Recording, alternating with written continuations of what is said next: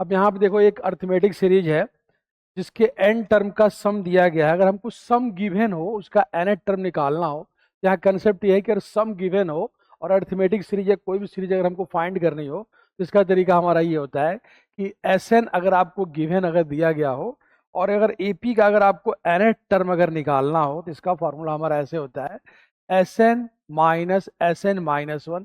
ये उस arithmetic series का या किसी भी सीरीज का एन टर्म होता है। मतलब सम गिवन हो तो हम एन टर्म कैसे निकालते हैं, ये कंसेप्ट हमारा यूज होगा। और यहाँ देखो दिया गया एस एन इक्वल टू इतना, तो उस अर्थमेटिक सीरीज का हमको कॉमन डिफरेंस हमको निकालना है। ठीक है बच्चों, तो देखो इसका ये भी एक तरीका होता है। अब देखो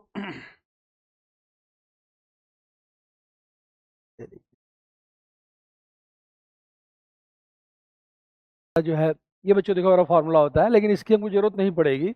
हमको यही पता है कि किसी भी अर्थमेटिक सीरीज में अगर एन टर्म अगर हमारा जो sorry sum up to n terms अगर हमारा ऐसे दिया गया हो, देखो एस एन अगर हमारा ऐसे दिया गया हो, S N equal to N में क्वाड्रेटिक होता है A N square plus B N, अगर ऐसे दिया गया तो हमने इसको डिराइव किया होगा आप लोगों ने कि एन स्क्वायर के मल्टीपल का जो 2 टाइम्स होता है वो जिस अर्थमेटिक सीरीज का सम है उसका कॉमन डिफरेंस होता है। यहाँ पे देखो बच्चों अगर हम देखें तो s N equal to a N square, तो ए की वैल्यू यहाँ पे 2 है और ये बी एन है। इस अर्थमेटिक सीरीज का जो कॉमन डिफरेंस जो हमारा होगा 2 इंटू ए मतलब एन स्क्वायर का मल्टीपल तो ये हो जाएगा 2 इंटू टू यानी कि 4। तो जो अर्थमेटिक सीरीज है जिसके एन टर्म का सम दिया गया उसका कॉमन डिफरेंस हमारा 4 के बराबर हो जाएगा। और देखो इसका डी ऑप्शन हमारा ट्रू हो जाएगा।